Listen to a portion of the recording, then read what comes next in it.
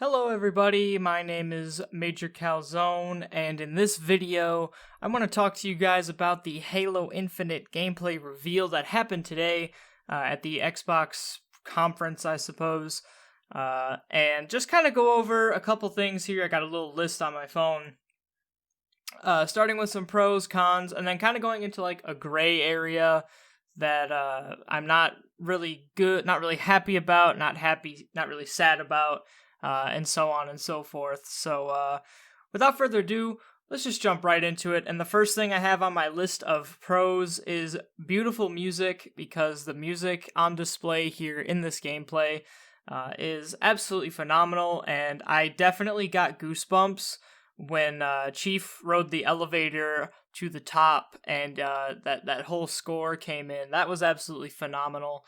I think the new composer they have is doing their job very well. So the music, absolutely phenomenal, very Halo-like, gave me some very good vibes. And the next thing was the weapon sounds. When you first hear that AR shooting in the gameplay, it's like, wow, it sounds really beefy, it sounds really good. Same thing with the, I think it's the VK-78 Commando, which is the second, rifle Chief picks up in the gameplay. That thing sounds absolutely phenomenal. All the weapons sound really good.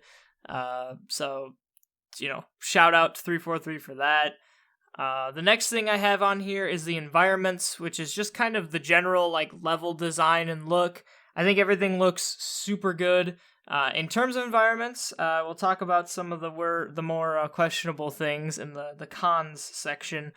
But I think overall the game is beautiful. The lighting in the environment is very good in most areas, and the textures look very high res. This new engine definitely is phenomenal. And what better way to experience these beautiful environments than with an open world, which is the next item on my list. Gotta be smooth with those transitions, and I think that was a good one for me. Knowing that the game is going to be open world, and you can kind of jump between little areas of the ring and do these missions, I'm really hoping that there'll be maybe some sort of side missions with little lore tidbits for the nerds out there like me. Earn some extra XP and stuff like that. There was a little upgrade tab in the open world menu. You can see it in the gameplay, so I wonder what upgrades we can really get for Chief, and see what incentives we have to do side missions and stuff like that. I think if this open world is done similarly to how Metro Exodus was done, then we're in for a real treat, because I absolutely loved how Metro Exodus worked. I don't know how in-depth it's going to be compared to that game, but I'm hopeful for the idea of the open world. I wasn't too keen on it when it was first kind of revealed or shown off, but after taking some time to think about it, I definitely am excited for it. So, the next thing to talk about, kind of a short one, is Classic Elites. If you look at how the Elites look in this game compared to Halo 4 and 5 and even Reach to an extent, they're back to a more Halo 2, Halo 1 style. So that was awesome to see. That made me smile. The next thing was the funny grunt dialogue. You can hear the grunts kind of talking. All the aliens are also speaking English again, which is good. But I remember there was the one point in the trailer where the grunt's flying through the air and he's doing the suicide grunt thing, and you just hear him scream in his little voice, he's like, "Screw you!" And then you kill him and he blows up or whatever. But that was funny, getting to hear those little guys talking crap again. And then the next two things are the design of the energy sword, and the classic battle rifle is returning. That's in all caps with a couple heart eye emojis in my list. Energy Sword looks great. It kind of looks like Halo 2 Anniversary style, and I'm all for it. It looks super good. And then seeing the classic battle rifle in the gameplay trailer, I was kind of unsure how I felt about it at first, because the scope looks a little big on it, but after sitting there and staring at it for a couple minutes, probably way longer than any sane person would, I came around to it, and I think I'm gonna like using it in the game. I'm just happy that we're more back to a Halo 2 or Halo 3 style the BR-55 as opposed to the Halo 4 and 5 battle rifle, which is the BR-85.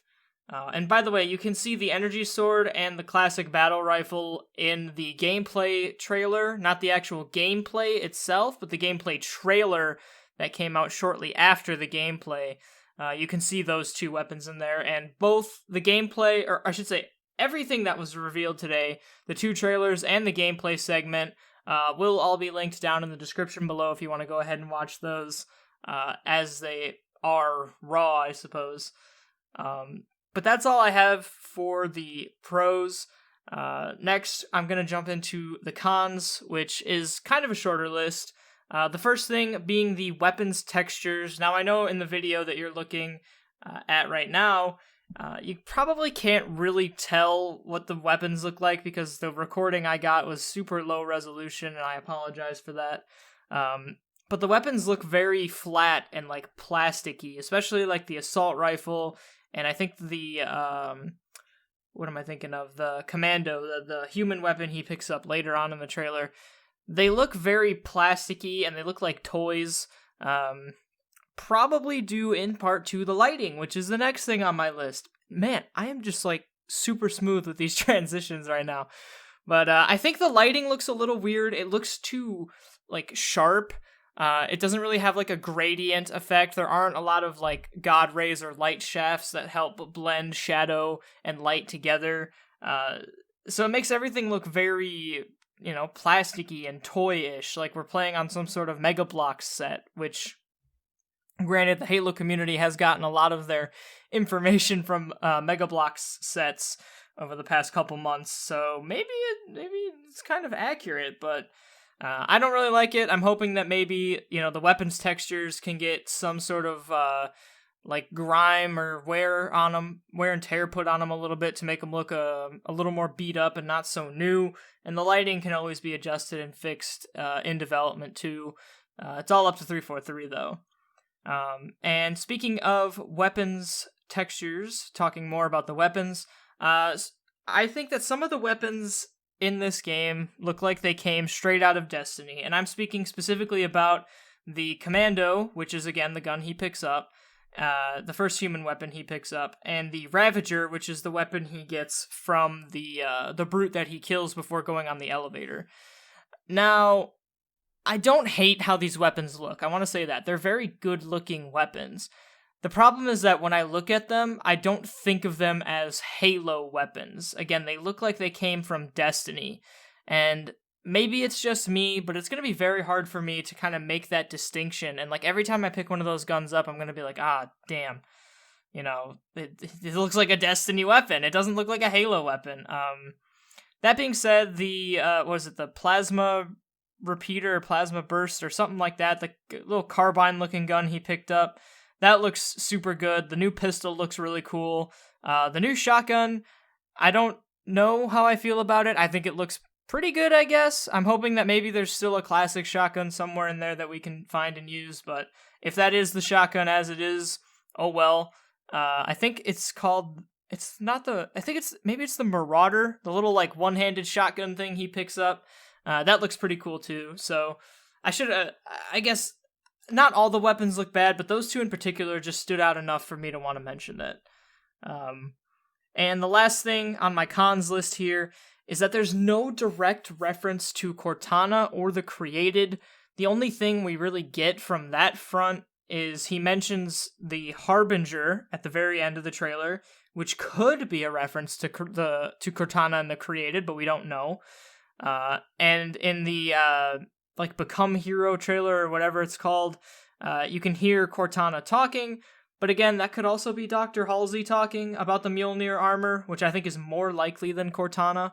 And the reason that bothers me, that there's no reference to the Created, is simply because the Created setup at the end of Halo 5, while Halo 5 was a very bad game, and I know a lot of people didn't like the decisions made in that game, especially when it comes to Cortana and that whole thing, I actually liked it. I liked what Halo 5 set up, and I read Bad Blood, Halo Bad Blood, and that book was phenomenal in how it worked around the created and made them seem like this really huge threat in the galaxy.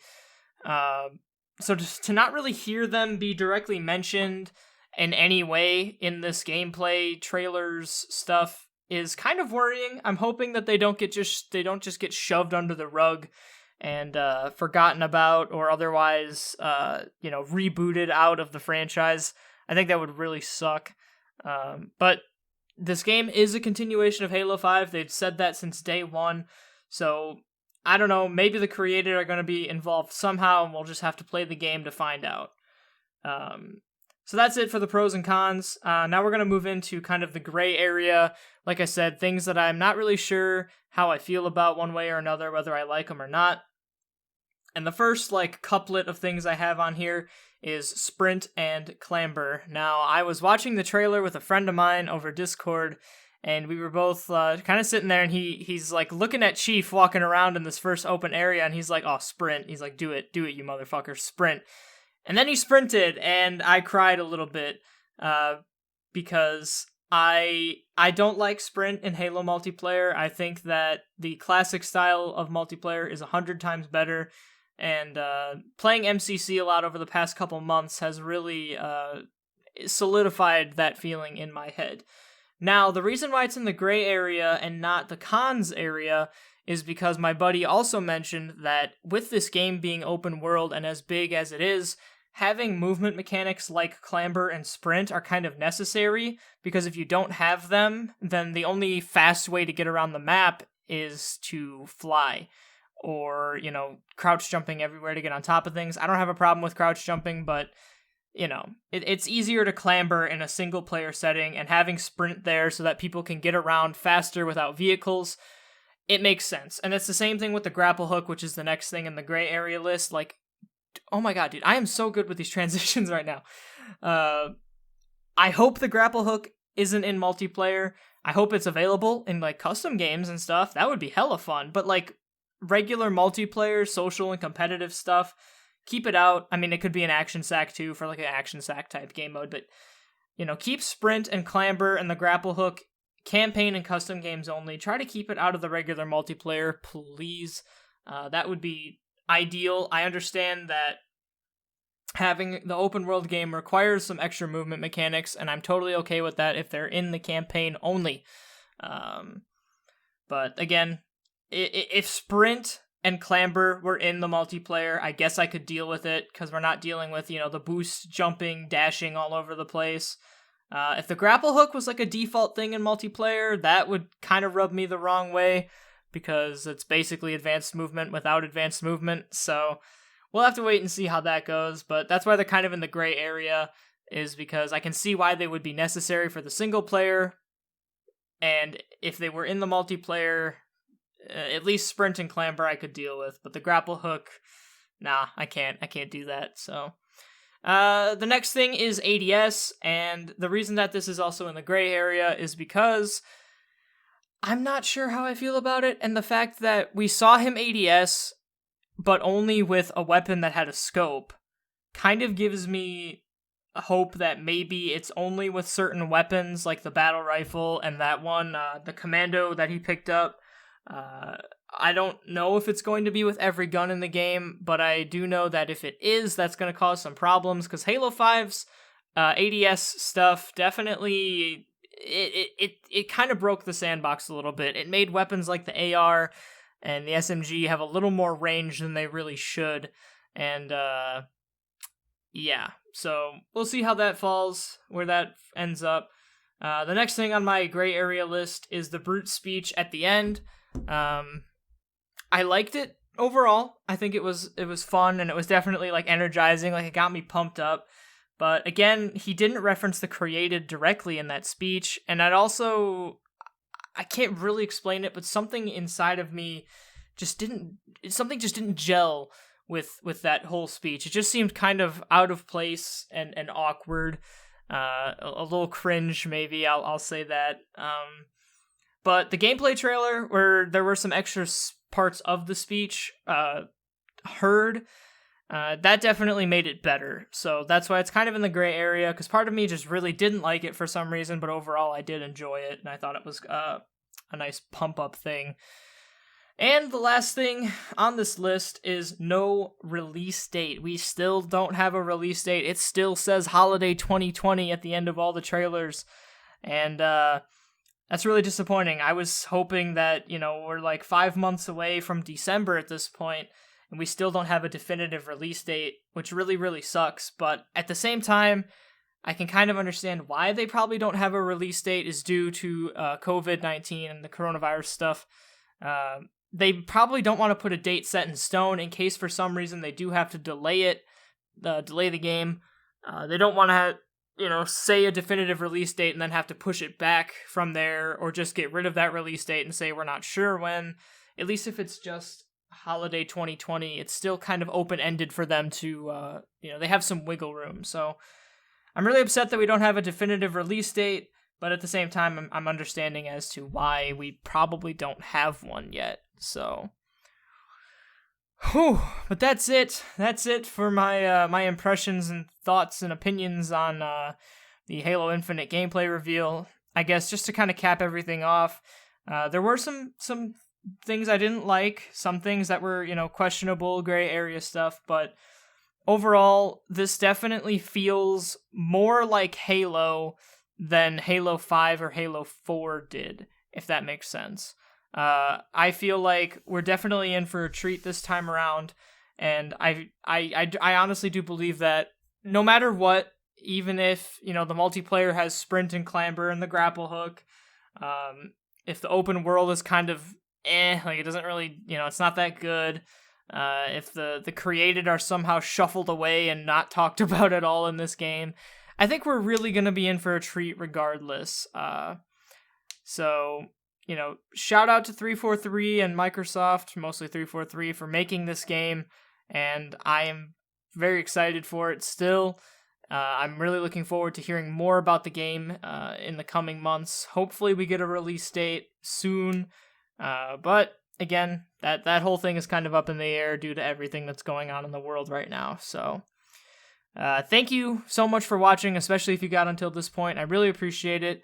Let me know in the comments down below if you have any thoughts and opinions on the gameplay reveal and the trailers. I'd really be interested to start a conversation about it in the comments below. But yeah, if you enjoyed the video, be sure to drop a like and subscribe if you want to see more from me. Otherwise, I hope you have yourself a wonderful day, and stay safe out there.